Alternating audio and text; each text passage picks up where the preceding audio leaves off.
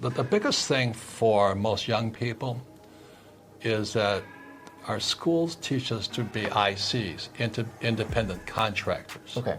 Or self-employed, or even if you're an employee, you're still an independent contractor as a job.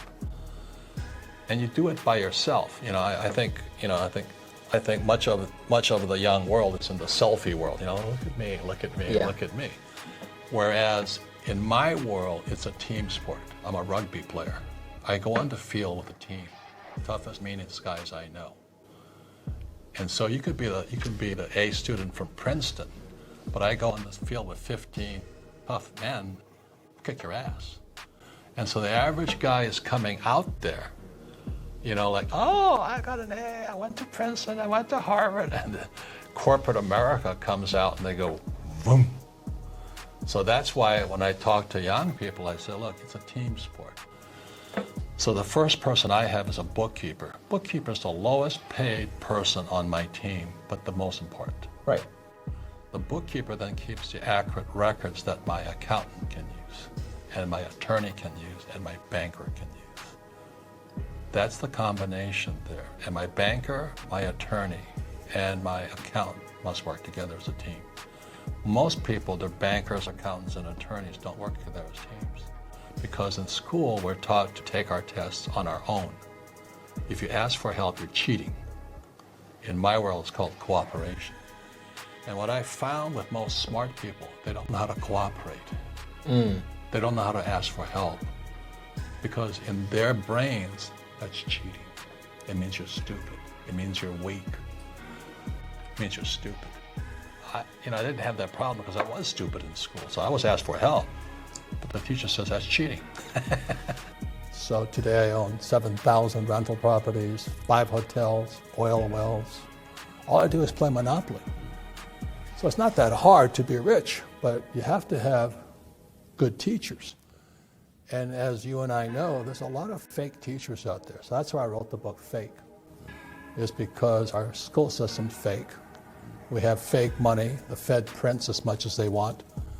And we have fake assets, stocks, bonds, mutual funds, ETFs. I don't touch that stuff. You have to know assets and liabilities. You must understand taxes. The rich don't pay taxes. Yeah. And the rich use debt as money. So the question is, that's what I had to do when I was in my 20s. I said, how is it the rich learn to use debt as money? That's a challenge. And the brain goes, because it doesn't make sense. Yeah, it doesn't. Yeah, you got it. And then how do they not pay taxes?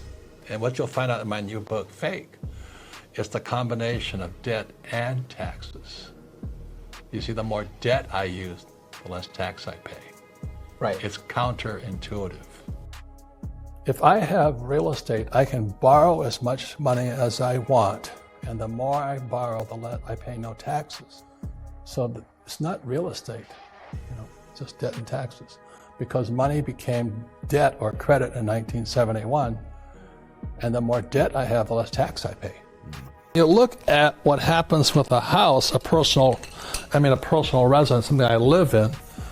The money comes in and goes out, and this is middle class, but it also goes out through a mortgage payments. Oh, but I don't have a mortgage. You still have taxes. You still, Hawaii just raised the property taxes on me, which is probably what I'm going to sell. I'm going to get out of Hawaii.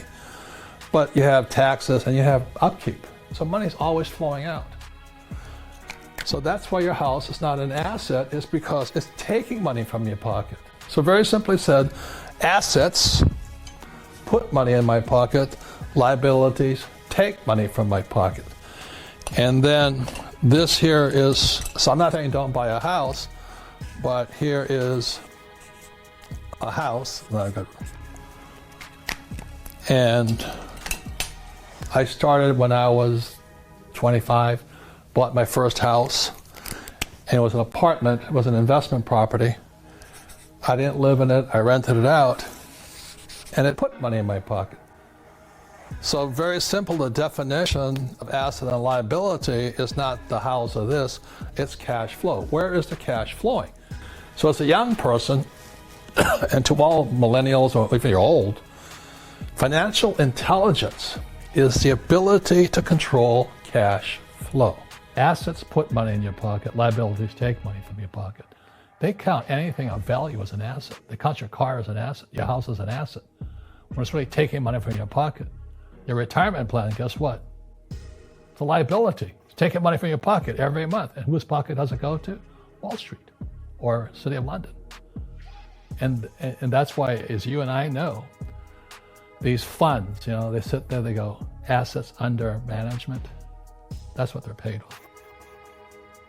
You're not making any money, but they're making fortunes on the fees and assets under management. And most of these hedge fund guys and all that, you're not making any money, but they're sucking the fees out. Well, I think the key is young people, because the system of fake money, fake teachers, fake assets, they screwed me, my generation. My generation is never going to retire. Their medical expenses are going to go through the roof just when America goes broke. But they didn't just screw the old guys, they screwed the millennials. So they're coming out of school deeply in debt and still haven't learned anything about money. Go to school, get a job, work hard, save money, get out of debt, invest in the stock market, buy a house, buy a car. Until you question that, you're hypnotized. You'll be a poor person all your life.